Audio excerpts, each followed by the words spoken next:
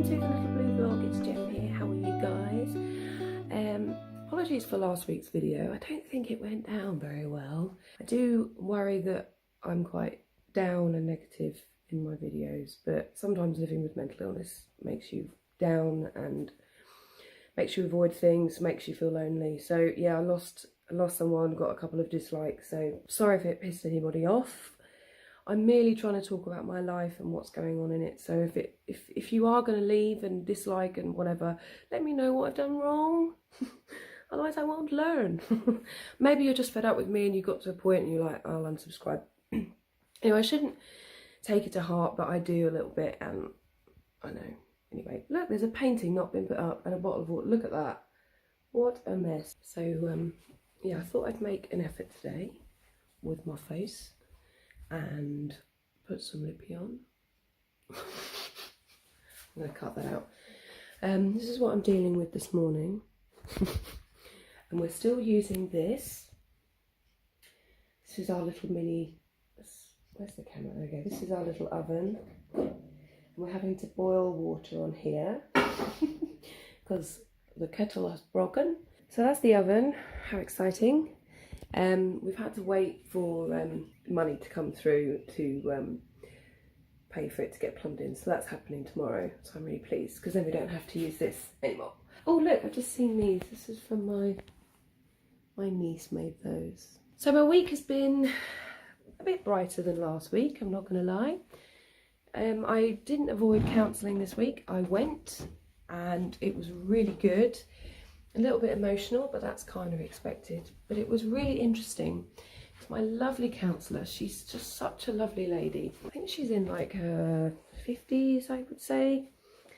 She's got a lot of experience and she knows her stuff.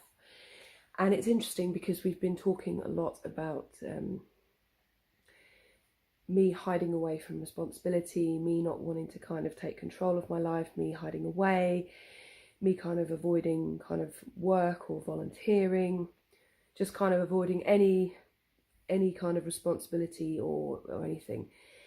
And I think we've kind of been talking about the fact that I'm sort of scared of growing up, I'm scared of getting old, I think we all are, and that I'm kind of holding myself back because of this. And I do think a lot of it is down to having borderline personality disorder. I think it can keep you at a very kind of emotional state, much more like a child.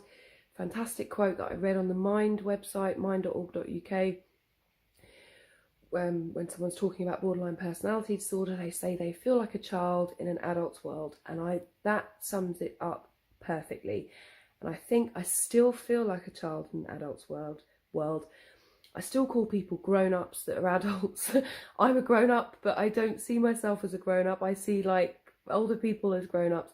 So we're kind of picking up on that, and I'm really pleased about it because I think we're going to work with something really good, and I think it's going to help. And I think I need to talk about something else because I didn't think I was going to talk about this for as long. So I'm going to go over to my ring light now. So that's kind of how my week has been.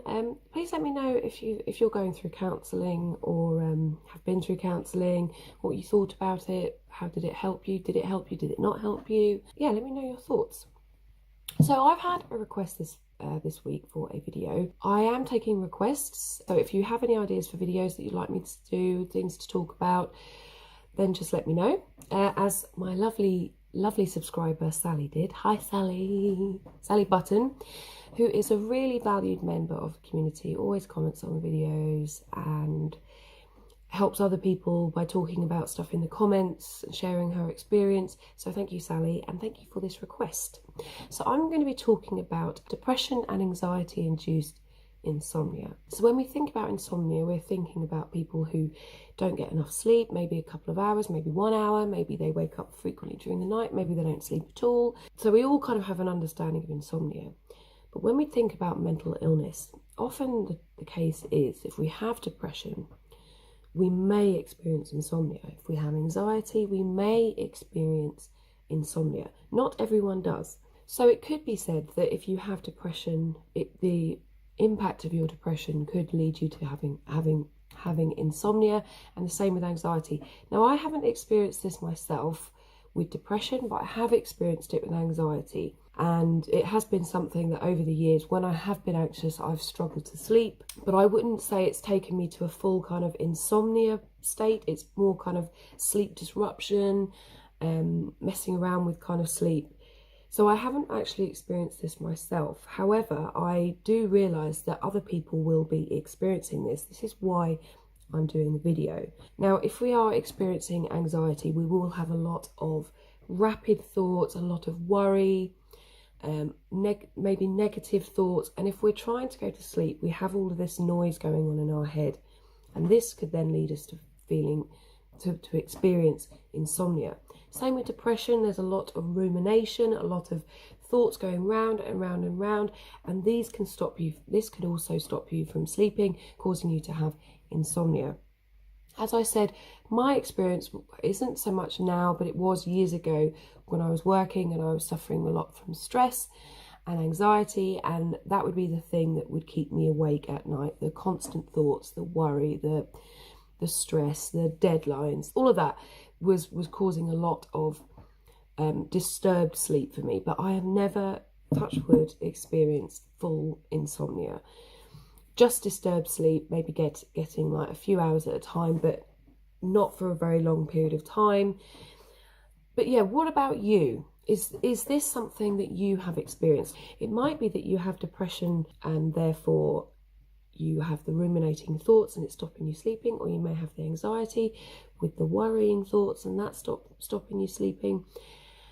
What's your thoughts on this? Sally, please let us know your thoughts on how you cope with this. What do you do? What do any of you guys do? Do you experience insomnia because of your anxiety and depression?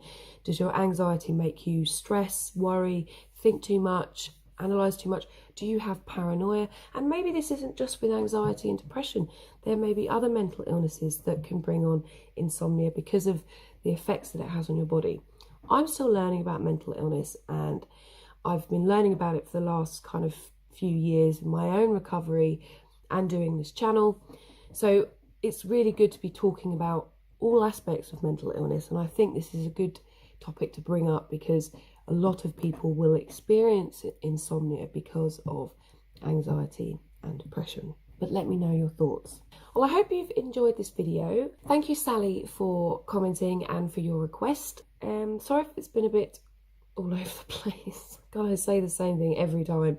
Put in the comments all the words that I say too much so I can stop saying them. No, seriously, anxiety and depression induced insomnia is something we need to be talking about because it affects many people, and it can really disrupt people's lives. It can ruin people's lives. It can completely be utterly debilitating.